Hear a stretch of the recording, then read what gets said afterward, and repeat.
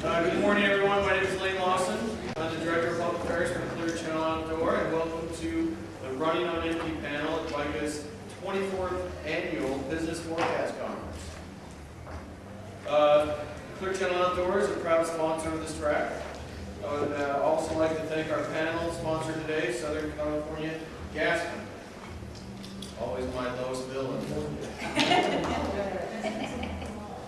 At your seat, there's an exit survey for this panel. I encourage you to fill it out, and at the end of the panel, return it to WICA staff or the WICA ambassador at the back of the room. Back there, waving our hands. Or turn it in the registration booth. WICA needs your feedback in order to prepare for next year's event. We also have something unique going on this year, WICA's mock election. You were each given a ballot when you checked into the registration. We're asking you to anonymously vote for a few ballot positions and the president. Drop your ballots off at the ballot box at the registration before 11 a.m. And we'll announce the mock election results at lunch. It's my pleasure to introduce our moderator for today's track, Hector Maderi Aga. The Director of Environmental Affairs for Southern California Gas Company. Hector, thank you for agreeing to be our moderator for this morning's panel. It is my pleasure. Thank you very much. The panel today is called Running on Empty, and we're talking about the future of transportation fuel in California. Maybe before you leave, I would like to thank Clear Channel Outdoor for being the sponsor of this runaway session. The biographies of the panelists are already in the program, so I'm not going to read them, but I am going to introduce the panelists, which I think is a very excellent panel. We have to my left Jamie Hall. He's the Policy Director for CalSTART. And we have Catherine Reheis-Boyd, and she is the President of Western State Petroleum Association, mostly known as WSPA. And then Robert Sturtz, who is the Managing Director for Strategic Sourcing Fuel for United Airlines. The way it's going to work is that we're going to have each of the panelists make some initial comments. Then I'm going to ask them a few questions, and then we'll open it up for you to ask what you're interested in asking. But before we get started, I'd like to tee it up a little bit and say, why is transportation fuel so critical to California? Well, there's a few drivers. First of all, in the South Coast Air Quality Management area and in San Joaquin Valley, those areas do not meet the ozone standards for ambient air quality requirements. And they're extreme non-attainment areas. And in order to meet the ozone standards, they have to reduce nitrogen oxide emissions, which are the precursors for ozone. Well, it turns out that most of the NOx comes from combustion, and 80 to 90% of it is from transportation. So if we're ever going to meet the ozone standards, we really have to reduce combustion and or nitrogen oxide emissions at a very high level. The other thing that is driving California is we have extremely progressive climate change goals.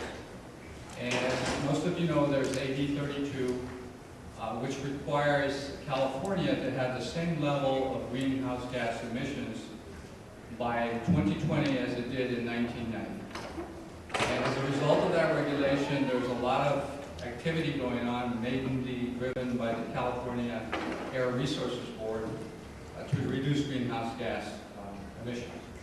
There's a cap and trade program, which I'm sure we'll touch on. There's also the low carbon fuel standard. And so, you know, the AB 32 is part of it. The other one that people don't talk about is this governor's order that requires by 2050 to reduce greenhouse gas emissions by 80% compared to the 1990 levels. And if you think about those numbers, you're talking about, you know, reducing a high amount of both greenhouse gas emission and criteria pollutant. In California, about 40% of the greenhouse gas emissions come from transportation sector, And when I talk transportation, I'm not just talking about vehicles, I'm talking about airplanes, ships, and also trains. Also, of course, there's the effort to try to reduce imported oil. That's been a focus of our country for some time. I don't know how we really haven't been that successful, but that's another driver. So what happens is the state is looking at how do we meet these challenges, and they're focusing and looking at alternative means for transportation. Among them, one of the highest ones that California is focused on is electricity. You obviously can't electrify an airplane, but you can, in some cases, electrify some trains, some shipping activities, and the big focus is on vehicles and heavy and medium-duty vehicles for the electricity.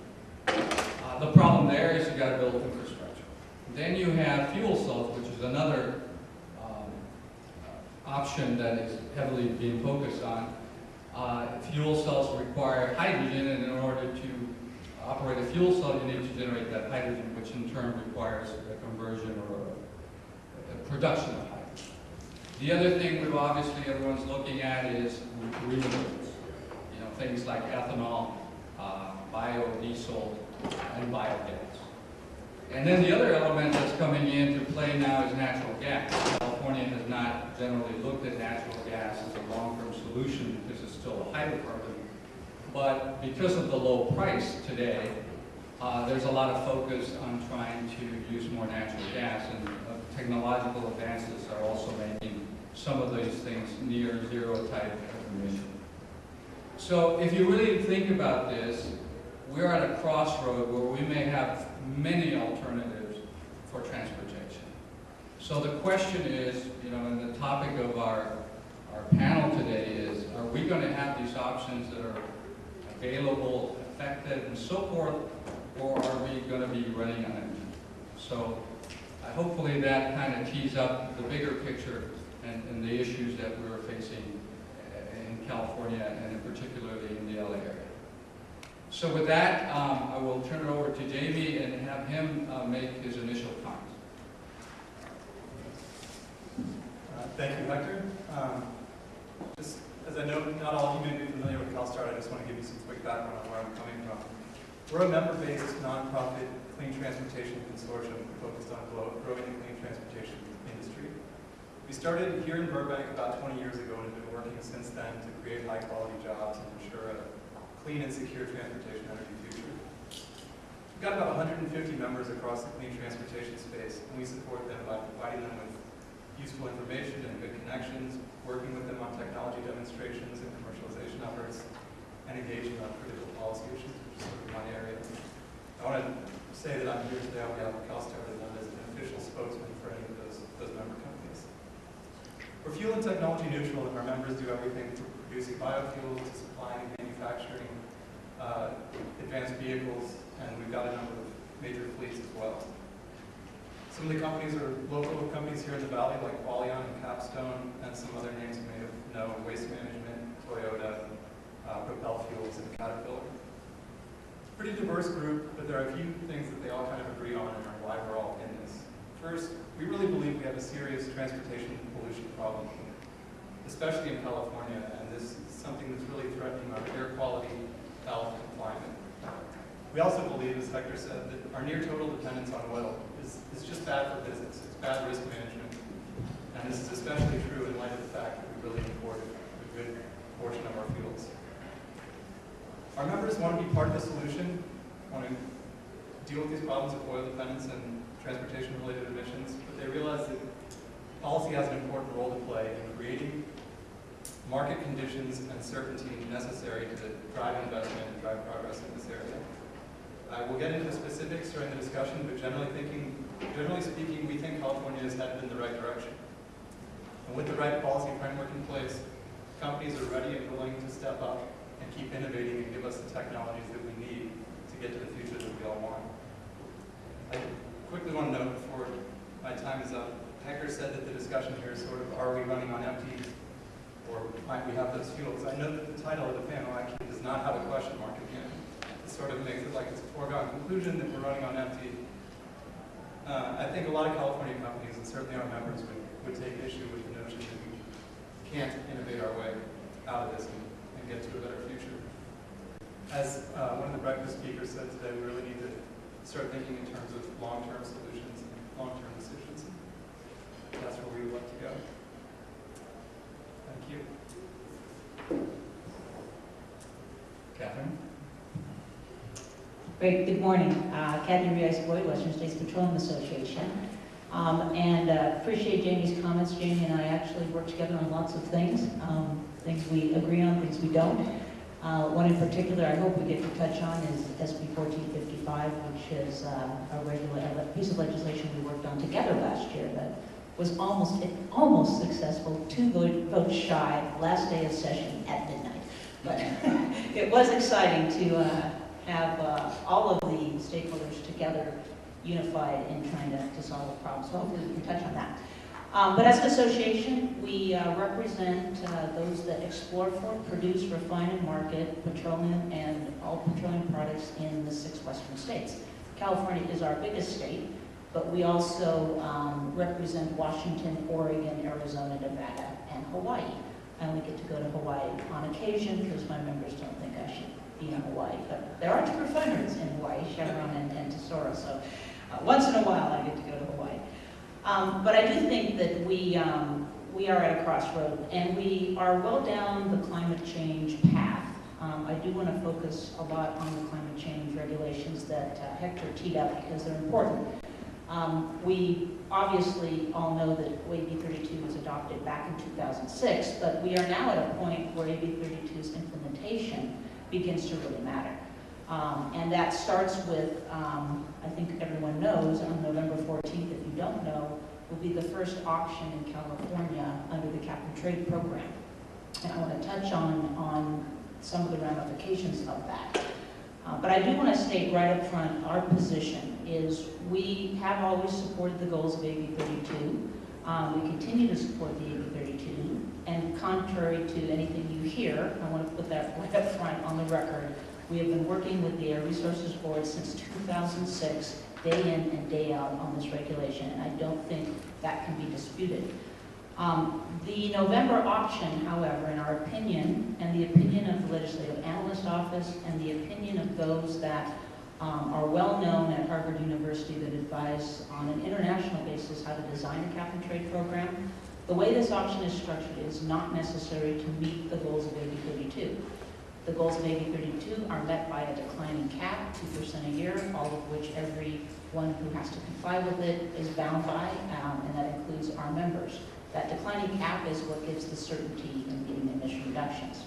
Does not mean you can't have an auction that's designed in a way that can be helpful, but this particular one I'll get into, we do not believe is. We are asking that it be delayed until they fix it, and I can go into the details of how they could go about doing that. November 14th is around the corner, so the chance of that happening is probably rather slim. Why are we taking this position? Basically, the auction, we believe, is a pretty big energy tax. It can extract up to $1 billion out of the California economy, and again, it doesn't necessarily help immediately meet the declining cap goals, which have to be met otherwise. 300 businesses will be paying this $1 billion, and it certainly includes our refining companies.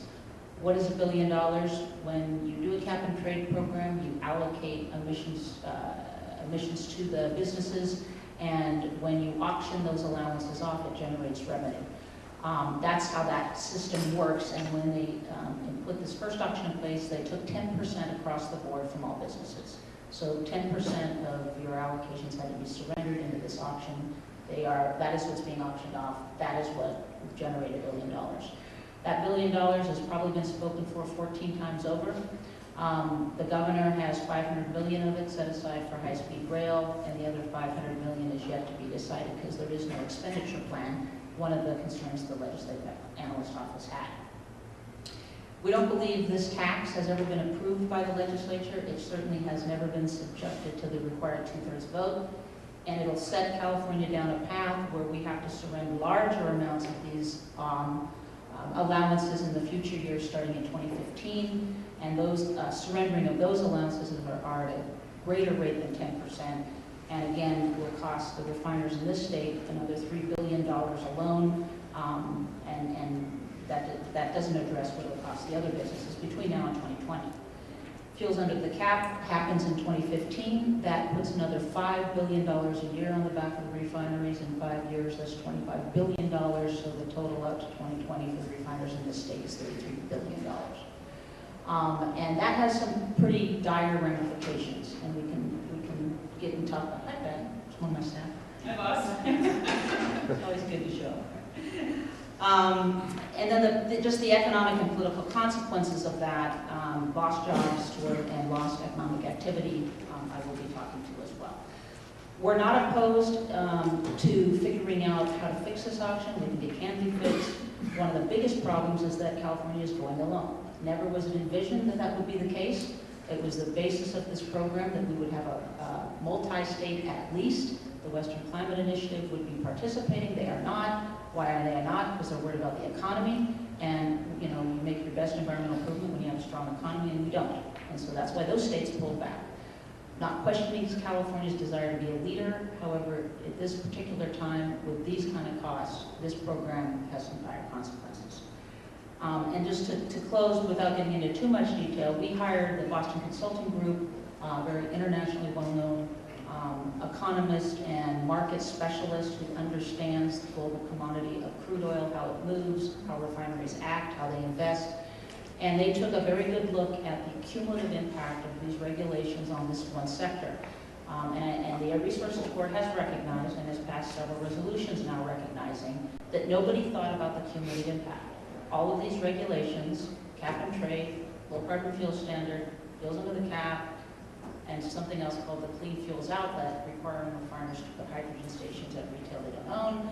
You put all those four together in the same time period, and you have a pretty big collision coming up in 2015. Why did we hire the Boston Consulting Group now? Because we don't want to march into anyone's office, including the governor, and say, the sky is falling today. What we want to do is have time to fix this, because in 2015 we will have a problem in the state as a result of these four regulations hitting this sector. And what will happen for the consumers who expect every day to wake up and turn their lights on, to heat and cool their homes, to drive from A to B affordably, reliably, without interruption, they will have a different picture in 2015, and that picture will not be good for the state of California. So the Boston Consulting Group results, they believe in 2015 we will lose 30 to 40% of the refining capacity of the state. 5 to 7 of 13 refineries will close down. Those that remain will not sell into the California marketplace because they can't competitively, and they will sell to other markets like Arizona, the Northwest, and Mexico. Those that can't survive, because when they sell to those markets, it's at a $7 differential. Some of them cannot accept, cannot deal with that cost structure, and they'll turn their facilities most likely into terminals. And what that means for California is not good. We are the third largest consuming entity in the world as a state of crude oil and gasoline and diesel. The only two that are in front of us is the United States of America and China. So when you're responsible for making 2 million gallons of gasoline and diesel every hour of every day in California, 44 million gallons a day of gasoline a day, 11 million gallons of diesel a day, and then you lose 30 to 40% of your refining capacity, that's not a good scenario. That results in about 30,000 loss in jobs and another $4.4 billion in revenues to the state of California during the same period. And so for the end users, which I know Robert will talk about as well, it's not a good situation for the refiners, who will have to lay off people to remain competitive. They'll sell to different markets. That will result in market shortages in California. There will be loss of employment for very high-paying jobs that are left in this state, not many. These are good-paying manufacturing jobs that will be lost. The revenues to the state are huge, and the good news is it's all fixable. All of that is fixable. We have time to do it. We're investing a lot of energy right now in the alternatives to these policies that meet the goals of AB 32, but do it in a way without these unintended consequences. And I can talk more about that. But that's it, Hector. Thank you, Rob. Well, thank you. and thank Vika for inviting us to talk about this very, very important issue. I was introduced as being the Managing Director of Strategic Sourcing Fuels for United Airlines, and that's true. I've been doing that for over 30 years. And a lot of my work has been out here in California, where I spent a good part of my career developing infrastructure to be able to distribute aviation jet fuel to our various airports. But today I'm here representing Fueling California. Fueling California is a coalition of all the large energy users here in the state. We have a 10-member board, and represented on that board are folks like Union Pacific Railroad, UPS, United Airlines, Avis Budget Rent-A-Car, Walmart, AAA,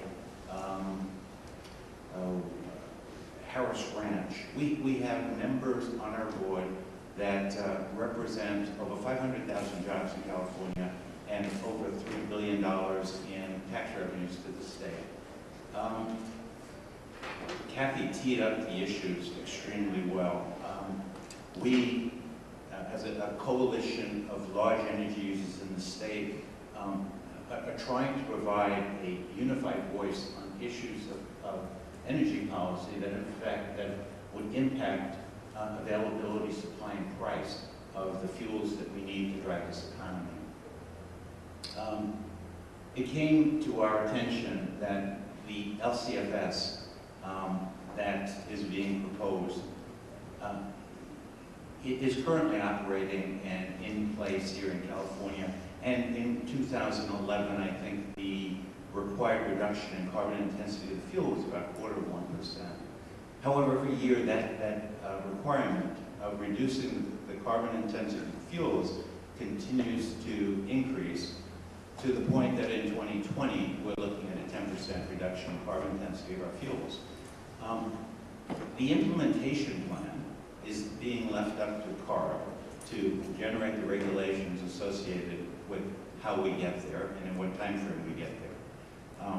The concern that's been raised and that we've begun to look at is that implementation plan and concerns that it's going to create severe economic impact here in the state, huge increase in fuel prices, and that's going to have serious impacts, some of which Kathy talked about, $4.4 billion a year in reduced GDP. I think cumulatively over the period, some of the studies we looked at indicate that the impact of this program and AB 32 could impact the state by $153 billion.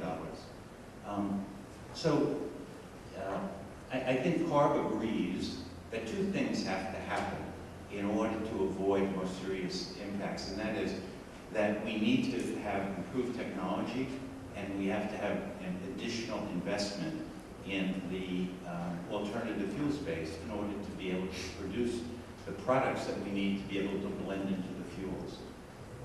Chevron, at a symposium that we held back in June, indicated that they've been working on this problem for the last 5 years and have yet to come up with a solution. The solutions that we see today that may get us from here to 2015 is to import sugar cane ethanol from Brazil. Now, that only provides a very temporary solution. The Brazilian government estimates that in 2020, when this regulation is in full effect, that they intend to be able to export about 500 million gallons. Yet, the requirement here in California alone will be over 2 billion gallons of sugarcane ethanol. So that we see as being unrealistic to assume that that's how we're going to be able to solve this problem. Technologies like the conversion of cellulose to ethanol are one of the key technologies that need to be developed in order to produce these fuels. And yet, when I visit with NREL, which is the National Renewable Energy Labs in Boulder, Colorado, where a lot of the research on biofuels is being done today, they tell me that the technology is out of the lab, but not yet commercially scalable. The RFS2, the National Renewable Fuel Standard, it basically has similar requirements. They were counting on cellulosic ethanol to be available in the current time frame. Yet, I think in the year 2012, the estimate was that we could produce 240 million gallons. That's been revised to 12, and I'm not sure if we're going to make the 12 million gallon objective. So, we're looking at this and questioning some of the assumptions that are currently out there. I think CARB agrees with us that the two things that we need to look at are the technology and investment. And when we don't have changes now in the low carbon fuel standard implementation plan, that introduces uncertainty that's going to prevent necessary investment from being made. I want to make it clear that Fueling California supports all the objectives that Jamie laid out. The environmental, amongst my board are some of the most progressive folks in terms of environmental issues. Folks like Walmart, UPS, and United, are leading in our industries in terms of doing what we can to reduce the carbon intensity and the greenhouse gas emissions. However, we need to be realistic in our approach, and we need to find solutions. One of the things that became very clear, we produced 3 research papers here at Fueling California, and you can find them at our website, fuelingcalifornia.org. The first one talks about why California is different than any place else in the country. Why are we paying 30 cents a gallon more for our fuels? Why, when we have a refinery problem, do we have huge price spikes like we experienced just last week, where we saw a 50-cent a gallon increase in our fuel costs in a week? This is not unanticipated. We talked about this in a paper we did in 2009. So the things that we're talking about now are fundamental issues that need to be addressed. The second paper we did talked about the impact that alternative fuels and vehicles would have on the economy. The bottom line of that study says that we will still need 87% of our fuels to be driven on fossil fuels in 2030. And our third study is a study of studies. We actually looked at 13 different studies, one done by CARB, one done by UC Davis, and the others done by some of the large independent consulting companies on this subject, not only here in California, but what would happen if that low carbon fuel standard was introduced nationally. And by the way, 22 other states are looking at what we're doing here in California and are ready to begin their own plans, very similar to the ones that we're introducing here. So it's all that much more important to get it right. The study that we've done on low carbon fuel standards basically summarizes all the research in a very balanced way, talking about the CARB position, the UC Davis position, and all the other positions. If there's even a small chance that the other 11 studies have a kernel of truth, it's terribly important for us to begin a public dialogue on this subject and raise this issue so that we have time between now and 2015 to make the necessary changes to avoid the worst unintended consequences. Thanks. Thank you, Robert. As you can see, the challenges that we have in California are unbelievable. And when you look at the numbers, and I think that's the thing that kind of scares me, people sometimes talk about concepts, and concepts are good, but when you start looking at the volumes, and as Catherine pointed out, and sort of Robert, California just consumes a lot of energy, a lot of fuel. And let me just make one additional comment before I move to the panel. This cap and trade issue is not just for transportation fuels. In 2015, right now, if the program goes forward, residential, commercial, and all but the largest gas customers will have to pay some sort of a cap and trade. And the impact on them might be 15 to 20% increase in natural gas price bill. And so we are trying to also address this for our customers with California, with CARB. to say, you know, we should get free allowances, which allows us to return that money back to the customers. So there are a lot of issues associated with the assertive greenhouse gas goals that we have, and then of course we have the air quality issue, which you know, Robert mentioned other states. The disadvantage we have, if you look at the South Coast Basin and San Joaquin Valley, they're the only two extreme non-attainment areas for ozone in the entire United States. The only one that comes close, it might be some place like Houston, where they have a lot of burning as well, but the difference is we have climate or a cap that traps the pollution, where in Houston it all flows out to the ocean. So it is, I just want to emphasize how critical some of these issues are, because what we're really doing is addressing environmental concerns versus the economy and the impact on all of us. So, Jamie, what are your thoughts in terms of what Catherine and Robert said, and what is the position of CalSTAR with regards to some of these things associated with cap and trade? Not entirely sure where to start. I'm definitely in the minority up here. We like that. I guess I'll start by saying, Hector just noted all these severe problems that we have here. Those were not really considered in the BCP study. That was a report that looked at the cost to one industry of a couple of policies pulled out of the broader suite of maybe 32 policies. No consideration of benefits, no consideration of climate benefits, no consideration of the industry that I'm here representing, which does have a lot of jobs in California as well. It was sort of easy to paint a certain picture if you kind of take a narrow slice and narrow your focus. I think if you do look at all the overall costs and benefits, the worst thing we can do is sort of proceed with business as usual. The low carbon fuel standard and the cap and trade program that we're talking about here today are not something that the Air Resources decided to spring on everyone yesterday. This has been 5 to 6 years in the making, with a very open and transparent and inclusive public process. Very unlike the Boston Consulting Group study that we've been talking about a little bit, which all the modeling is sort of a black box model and no one's really sure how it works. I'm definitely not an expert on that modeling or the assumptions that are in there, but I've seen quite a number of strong critiques of some of the conclusions that report came up with, saying that the credit prices that they were assuming were not really realistic, noting, as I said, that there were a lot of things that were not considered, and calling out the fact that because it's not peer-reviewed and not open, no one can really dig in and see what's going on.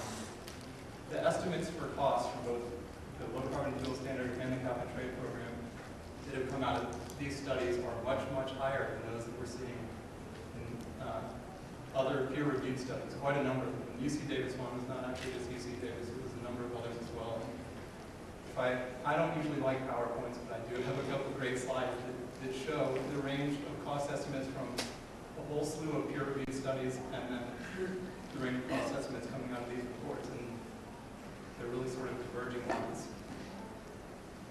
So I guess, I know we'll talk a lot more about the details, but I would say our understanding from talking to a lot of experts in this area is that we're pretty sure how we can get to the goals in the low carbon fuel standard in 2017 or even 2018. Beyond that, it's true, we do need some innovation. There's no way we're going to get that innovation if we sort of pull away this policy that's been driving innovation for quite a while, right, when it's getting up and running. We need some certainty, we need to keep things in place that we've been working with for a long time.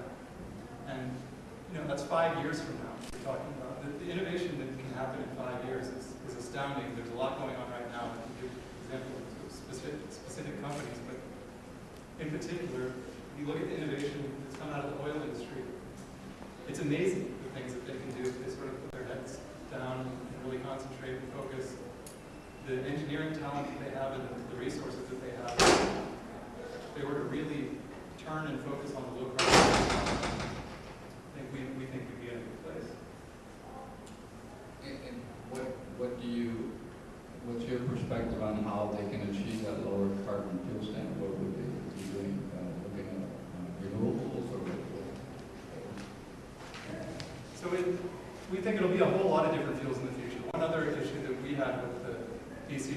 is that it assumed no progress in any fuels between now and 2017. It didn't look at electricity. You know, I know people who drive electric cars. That's very low carbon, not factored in. It didn't really look at natural gas. It sort of just looked at cellulosic ethanol and where can we get with that. We have companies doing all kinds of different things. I think natural gas is going to play an important role. Renewable natural gas is an even lower carbon fuel.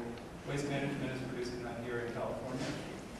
We've got some advanced biofuels companies like Cool Planet Biofuels has a negative carbon fuel that they're producing.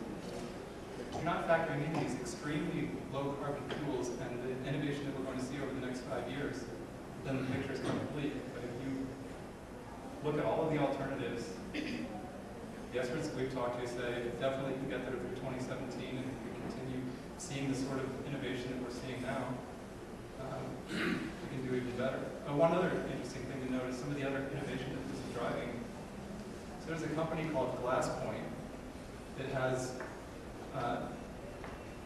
they produce sort of solar panels for enhanced oil recovery. Dramatically brings down the cost of the enhanced oil recovery process. You can do this, they're already doing this, I think, in Saudi Arabia, and there's a pilot project, I believe, in California. And this is the sort of innovation you would not see without this policy. So it's not just, we need all this low carbon ethanol from Brazil. It's going to be natural gas and electricity and dramatic advances in the carbon intensity of oil itself. Thank you. Being the moderator, I'm going to take a little bit of liberty here. One of the things I've been, by the way, I'm an environmental engineer. One of the things, and I've been in this thing for 37 years, one of the things that is really, when it comes to cost effectiveness, which people should be aware of, is the big benefits that always are put on environmental items are how many deaths you're preventing or how many diseases you're preventing. And let me tell you, that is not a science. It is almost an art. And I wish there were more focus on us as a public deciding what a life is worth, because if somebody puts it, I mean, obviously it's ours, it's worth a lot more. But it is amazing to me, because you look at South Coast Air Quality Management, CARB, anything else, they always say, you know, we save X number of lives, and that outweighs anything that you can spend in an economic perspective. That's number one. Number two, I've also been a follower of technology for many years. And there's a misconception that how fast technology can go, because there's the limits of technology. People think of technology as this. And you can cut this in half, multiply it 6 times the speed, make it all better in a smaller little chip. That doesn't work in energy. You cannot make a battery half the size and have it be twice the power. The same thing with engines, the same thing. Fuel cells. I've been involved in fuel cells since 1981, and I hope they work. But I'm not so sure that we're going to get it to the price. So when we talk about technology, it's really important to know what we're talking about, because some will go faster, others will not. I think the hybrid vehicle is an excellent technology development. But you're not going to make an engine more efficient than it now is. And then the other thing about electricity is I've also operated fleets. I know for a fact that you will not be able to drive some vehicles with electricity. They would just not work, or you're going to have to charge in the daytime, which has other implications. So anyway, I took the liberties because I'm the moderator. But I sounded like Robert, you wanted to respond to that. Okay. So first of all, I don't want to see us framing this discussion in either no program or environmental benefits. I think Kathy and I both said that we support the objectives of we think that clean air is an important objective and that we need to get there. It's a matter of how. We both believe that there are ways of making this happen without enduring the unintended consequences of the current implementation plan. And that's what we're really looking at. What's out there today, and CARB has even said they believe that this is a flexible implementation program and that they will adjust the plan as they see needed and see fit. The problem is that oil companies who are doing a lot of this work, they need to know sooner rather than later how they're going to achieve this. Because of the size of the market that we're dealing with, this isn't something that you know, come 2014 in June, that some decisions are made, that we will be able to put this in place. Now, you need to understand how fuels are priced in the marketplace. To understand that it's not a matter of, if you miss the objective by even 5 or 10%, that will have a major impact on what we pay for our fuels. I mean, we just saw a 50-cent a gallon run-up in the fuel price in a week. How many of you parked your cars and didn't drive? I mean, so it's not 50 cents that's going to drive down demand. It's a number much larger than that. It's an extremely inelastic number that's going to require a reduction in demand. And we don't think that the way you want to obtain the results is by high prices, lowering demand. And a number of the studies, and by the way, Jamie focused on the BCG study, but I have 9 other studies that say the same thing with similar results. The 2 studies that actually support the fact that there will be little or no increase in price assume for a moment that a lot of the benefit is going to come from reduced consumption of fossil fuels. Well, I got to tell you, we heard this morning about international growth. The fuel markets are international markets, and they are going to continue to grow. In the time frame we're talking about, we're looking at growing our global demand for oil products from about 90 million barrels a day to 120. So there's going to be increase in growth. It's just not going to be here. But what's going to happen is that global growth will drive the price. So don't count on reduced demand here in California reducing the price we're going to pay for fossil fuels, because that's going to be determined by growth in Brazil, in India, in China, and the rest of the developing world. So there are assumptions here that I think are unjustified, and there's a lot of confusion in terms of what's doable. I've been working in the biofuels industry for about 2 years. Danny mentioned all the great work that's being done out there, and I agree, there's great work, but I haven't been able to bring a commercial plant to production in all the years that I've been trying to make this happen. I expect that it will happen, but right now, when I look at the value of carbon in feedstocks and the price that is needed for the end products, they're almost the same. So to provide that conversion technology is really an extremely difficult thing to do. Given the right amount of time, given improvements in the agricultural production and yield of various feedstocks, we may be able to get there. But we need to make sure that in the implementation plan that we're looking at for AB 32 and low carbon fuel standard, that the timing matches when we can actually make it happen. Catherine, I'm going to let you make one additional comment before I open it up for questions. Okay, absolutely. One thing I think I definitely agree with Jamie on is innovation is good. And as Hector said, on the energy side, it does, certainly produces its own challenges, and certainly in the time frame that it takes to do some of the conversions that we're talking about. And I don't want to leave the impression here that our companies aren't investing huge amounts of dollars into research and development and alternatives. In fact, so much so that Commissioner Peterman at the Energy Commission and I are going to host and kick off a forum where we can talk about that, because her point was well taken. We don't do ourselves service because we don't talk about it enough. The billions of dollars that are being invested in the types of things Jamie's talking about are occurring in those companies. They are looking out in the future. Does that mean they abandon their core business now, which moves the entire country? Absolutely not. So the timing is extremely important in how we diversify our portfolio, and we believe in diversification.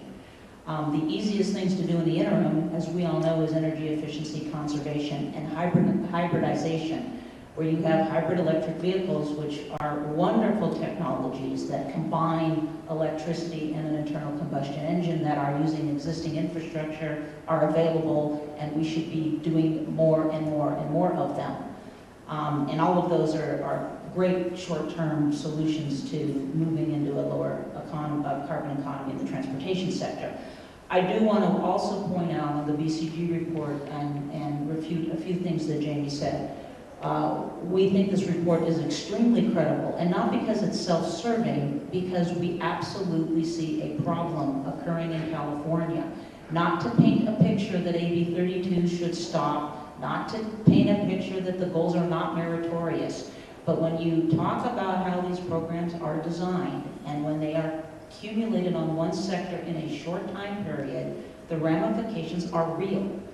The ranges we used in the BCG report are based on CARB's assumptions. We use $25 a ton carbon. We have other carbon numbers to show a range because that carbon price has happened in the market, and it certainly has happened in international markets. That's why we put a range out there. You don't hear me talking about $2.70 a gallon cost recovery, which is in the BCG report, because that's based on $150 a ton carbon, which could happen if the carbon market goes crazy like the electricity market did. But we don't talk about that. We talk about the 50 cents to $1.60 that might happen under these ranges.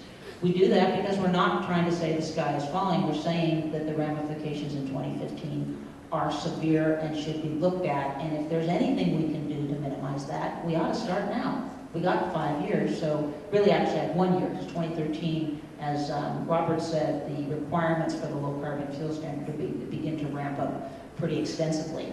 As far as a black box, certainly anybody who knows an economist group like BCG, NARA, ICF, Perman Gertz, every company in the world has their own models that are proprietary. There is no secret that we picked BCG. They're internationally well known. Because of the concerns of the California Resources Board, we have had 5 separate sessions with CARB and the BCG to answer their questions, to have conversations, to run different models, scenarios at their request, all of which are showing the same outcomes in 2015. The governor's office was very clear they wanted this peer reviewed. We accepted that challenge. We have UC Davis, and if you think I'm a fan of UC Davis, I am as a university, but this particular entity, Dan Sperling, who I may certainly be friends with, but he is the author of AB 32 and the low carbon fuel standard, certainly doesn't share our views, is on the board of this institute that will be peer reviewing this report. Why am I doing that? Because I stand behind it. It's extremely credible, and we're not putting it out there to have any other conversation other than the state of California has a potential train wreck coming in 5 years, and we would like to be involved in minimizing that impact so that California consumers and businesses can still survive in the state, be viable, and not lose the valuable jobs that we have, and transition to what Jamie's members rightfully say is important is the alternatives. Biofuels are extremely interested to our companies. We're investing a lot in it. Drop-in fuels have huge potential because it's using existing infrastructure, existing fuel, existing technology. Of course, we prefer that to investing in electricity and hydrogen, which is not our core business. It doesn't mean we're opposed to it, but it has to be commercial, available infrastructure, and at scale, and affordable for that to enter the mix in the right time period. Okay, so we're all in agreement that we need to go in the direction we're going. The question is how fast, how much does it cost, and is the state taking the money for this stuff to balance the budget? I mean, those are kind of okay. Could you state your name, please? I'll be happy to. Before the I'll tell you a little bit about my background. Okay, do we have a microphone there? No, can y'all not hear me? I'll wear my waterfront voice. I'm Bob Rodee. My firm is the Polaris Group. I do economic and financial consulting. But before I established the Polaris Group, I was a capital planner for major corporations. Names like Occidental Petroleum, Wix companies, you get the idea. There's a seat that's vacant up there. And the seat that's vacant would take what Catherine and Robert said and let you know why some of the observations that Jamie has made are going to be a very, very tough sell in America, particularly in California. And that is, there's going to be a guy like me in every corporation who's going to shake down an investment decision, whether it be in fuel or a piece of manufacturing equipment or a ship or an aircraft. And what we're going to have to do is go to the chairman of the board and say, hey, listen, Mr. Chairman, I have looked at the information that the division proposing this action has provided, and I've also looked outside the company at information. And the analysis that I have done, based upon the division's data, says that the yield on this investment will be 12, 16, 18, maybe even 20%. But then I'm also going to have to say to him, Mr. Chairman, there hasn't been a lot of warm, comfortable teddy bear hugging around some of these ideas that are being proposed. And I think Robert hit it right on the head when he said that something is out of the lab, but it's not yet commercial. No industrial company is going to invest in something that has high risk because it is not yet commercial unless they're going to see a yield on that investment somewhere upwards of 36%. And if you're looking to the free market to move this stuff along, you got to come with something a little more positive than so-and-so has done this on a very small scale basis, or so-and-so has done that. And I will tell you, I worked with a real live problem like that. Occidental Petroleum was working on a waste-to-fuel conversion plant. It was out in Laverne, California. And the thing generated incredible fuel. But it burned too hot. It burned out the boilers of all the test plants. And so we developed a wonderful product, had enormous risk, and they asked me, what about this project?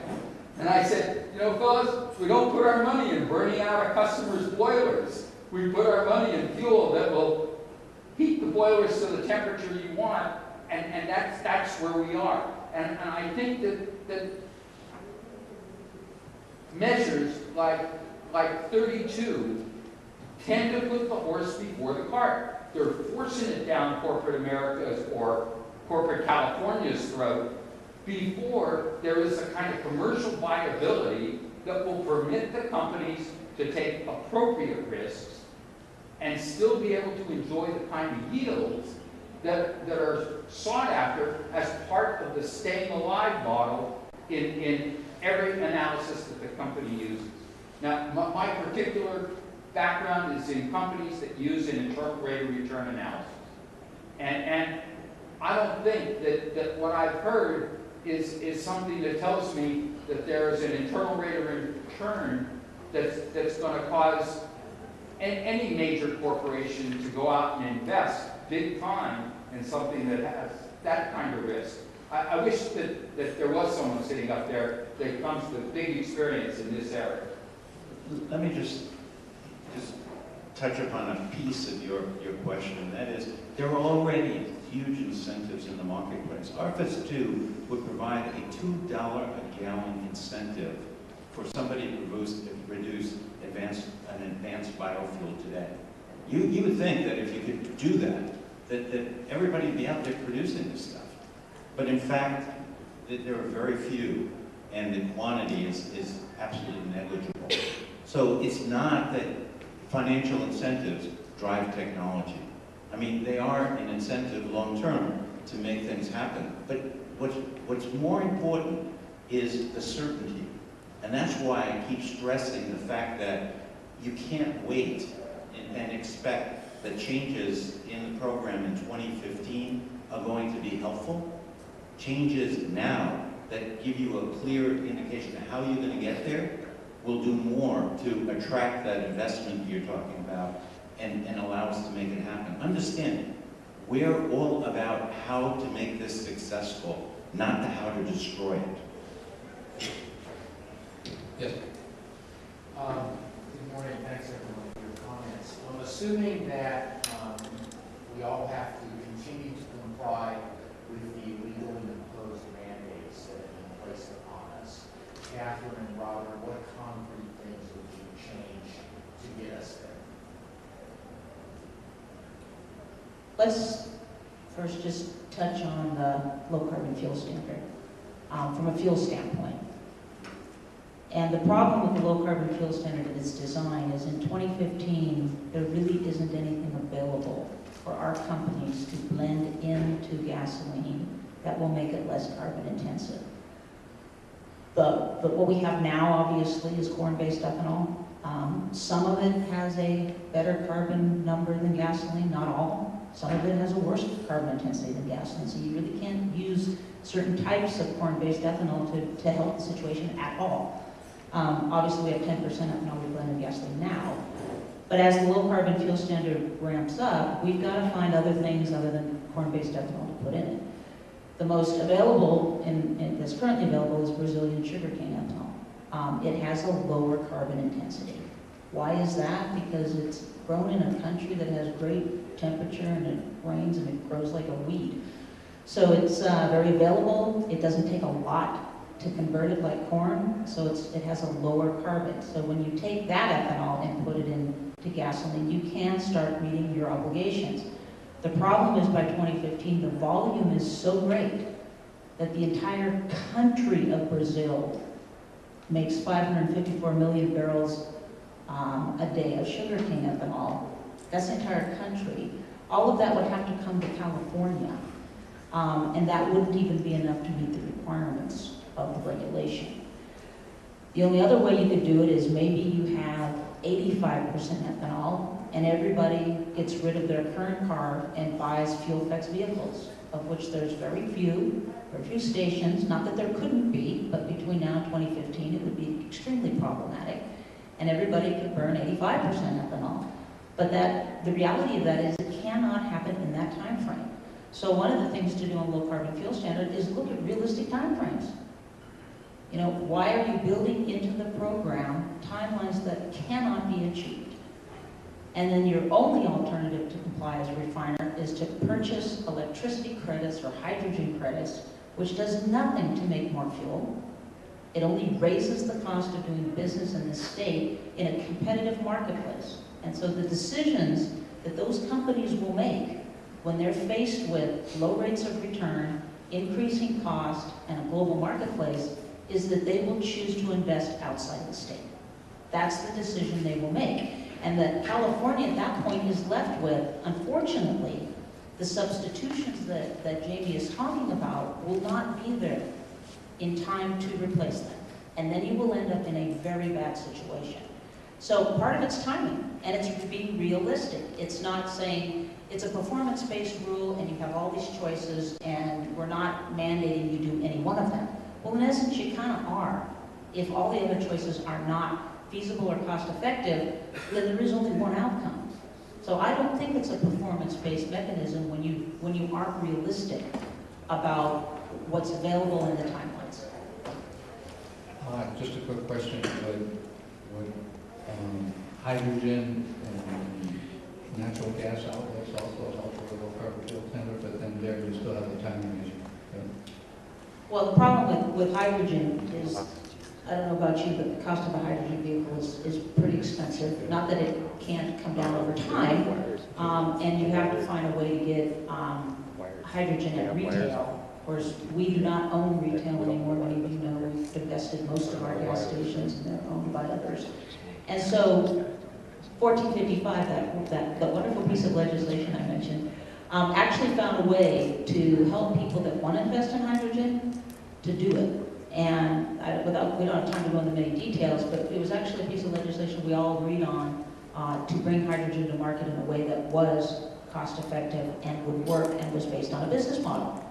And that's the kind of thing that we should be doing across the board on all of these things. If we did on 1455 last year, what we could do on the low carbon fuel standard and cap and trade to fix it collectively, we would not be having the 2015 problems that I'm talking about.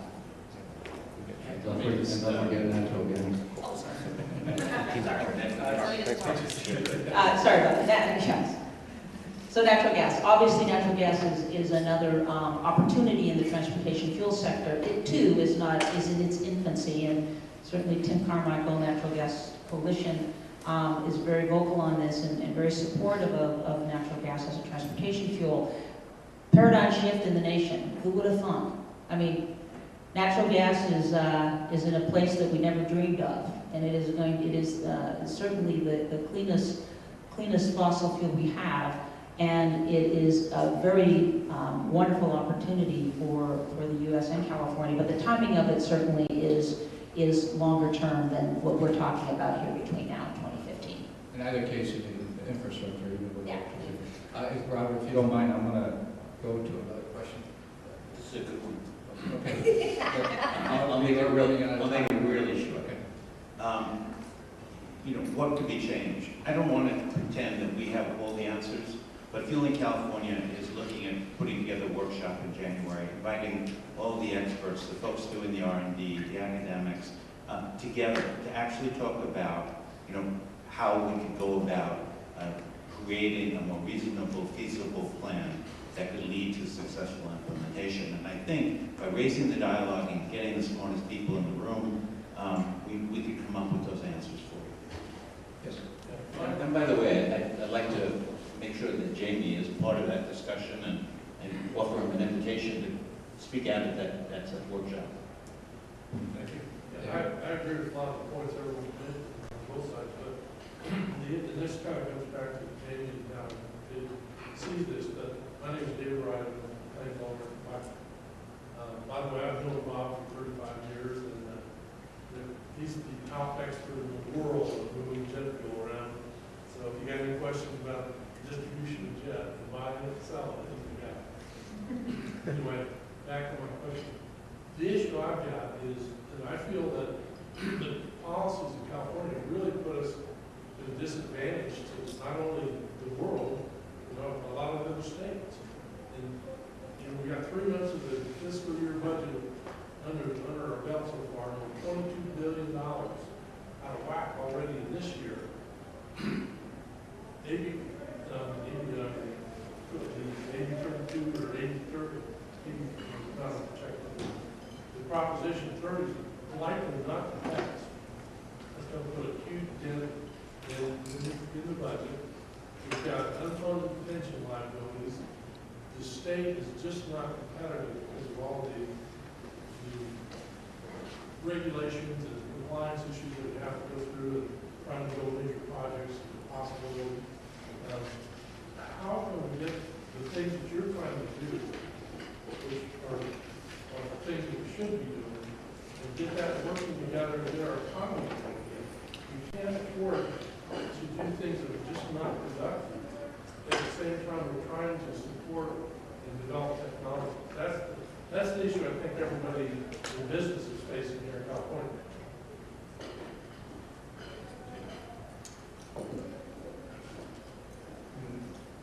could talk about this for a long time, but I will say analyses of the overall AB 32 program show economic benefits for the state. So we're talking just fuels policies now, but we've got policies in place to make vehicles more efficient, so people are using less fuel. If you look across the board and account for everything, studies show that this will be beneficial. And we think that keeping the rules in place, setting up rules of the game, making sure that they're flexible.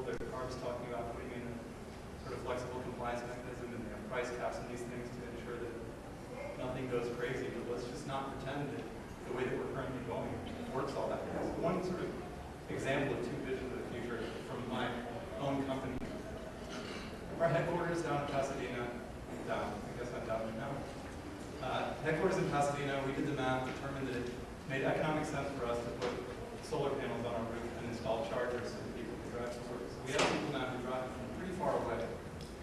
They charge their car at home on grid power, drive to work,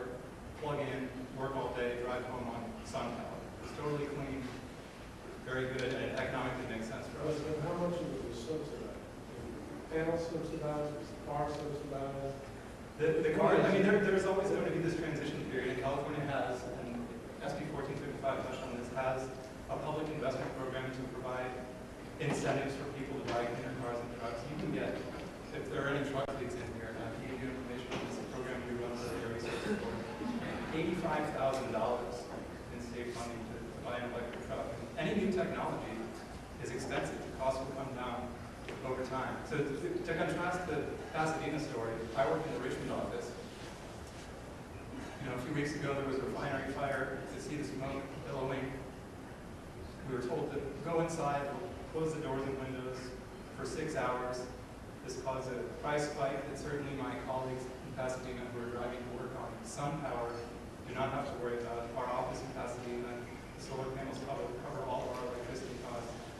Some of these really advanced technologies can make sense for a small nonprofit who certainly does not have a big, flexible budget. No one's arguing that, it's just a question of time. I mean, for example, the wind generation people panic right now, and the federal subsidies may not get renewed. If they don't, every one of those wind generation projects will be dead day one. This happened back in the 80s. We had all kinds of incentives for stuff, incentives. All of the towers are still sitting out there by Palm Springs. I mean, the point I'm trying to get to is you gotta have something that's practical and that makes sense economically. If we don't get there, we can't compete. And certainly, I mean, if there are alternatives that people have that can get us the same place, can have the same emissions reductions and fuel diversification and all of this, I for one would love to hear it. I'm just not sure how else we get there. Yeah, just as, and appreciate Jamie's comments, you know, we didn't just deal with the BCG report to tee up a problem, because teeing up a problem is one thing, but you have to be invested in the solution. And so we took on the second half of that equation at the same time and hired a second firm to look at alternatives. And we have 4 or 5 scenarios that we're looking at, and in talking with the governor's office, this is extremely important. You know, it's no fun to be governor and someone just brings you a bunch of problems. So we totally understand Governor Brown expects us to bring solutions to the table if he's even to entertain them. I'm very happy to hear about Fueling California's January workshop, because that would be a very good timing to talk about these alternatives. And going into that, the primary objective that we gave the consultants was, you have got to meet the emission reduction requirements of AB 32 in the same time frame. Your challenge is to meet them more cost effectively. And what would be the range of options that you could do to do that? That was the RFP that went out. And so when we're through those results, I think it would be great conversation to have with folks like CalSTART and NRDC and EDF and all of the folks that joined with us on 1455 to continue the investments that Jamie's talking about. I mean, the oil companies don't get any of the $200 to $300 million a year from those programs, but we totally support them. That is the early deployment money that some of these innovative ideas need. We have no problem with that. So, but when you start requiring us to pull out dollars that we need to survive in the state in the long term to support that program, that's not a sustainable equation in a global economy. It's just not. So that's what we hope to look at. That's what we hope to present. And Robert, I think it would be great during that forum to talk about those alternatives and see if there's something else we can do that doesn't have some of these consequences, and then fix it before they happen. Okay, I think we're out of time, right? Okay, no, let me just make one comment. It's not only greenhouse gas emissions that we're having a challenge with. You know, I went back to my opening comment that we're non-attainment area for ozone. And we think the same thing. In fact, the ozone requirements may be sooner than the 2050 requirements for greenhouse gas emission reduction. And we're saying the same thing, and we're coming to a conclusion. I don't know that the regulators can acknowledge that, We can't do it in the time. It really takes a total change of society where, if you can imagine, reducing 80% combustion. Imagine a society like that. We can't make that transition. And so there are thoughts that we may need to open up the Clean Air Act and make a special cutout for South Coast Air Quality Management District and maybe the San Joaquin Valley. So, you know, these are two, I don't want to forget about that, because I think it is another one that is just as important, and it does impact transportation fuels, because 80 to 90% of it is the source of the emission. Any other questions? So I just wanted to add, I mean, just to follow up on Dave's, we heard from three economists this morning. Every one of them brought out an issue that impacts this particular issue. I think the first fellow that got up spoke about fuel as a major driver of the economy, and lower fuel prices being one of the incentives that we need to count on. The second one talked about uncertainty, and I've addressed that. Nobody's going to invest unless there's some certainty in the market in terms of what their return can be expected. And the third speaker talked about the global competitiveness of California. And frankly, this is a program that, if improperly implemented, will seriously impact our global competitiveness. So we heard it this morning in terms of creating the framework, and this is one of the key issues from my perspective that will drive you know, the California economy, and we need to get it right. Okay, anybody else? Last opportunity. Just as a FICA board member, and seeing that we have a lot of small businesses here in the state of California, obviously driving the economy. As a layperson and as an end user of transportation fuels, can some of the panelists just maybe express very quickly what we as end users can do to help with this issue, or what we can do to help keep our costs down? Is there any small thing that we can do? Well, again, being the moderator, I'll take the first shot at it. But one of the things people don't realize is how you drive. You can save 50% fuel the way you drive. In fact, in Europe and Sweden, you're required to take an eco-driving program.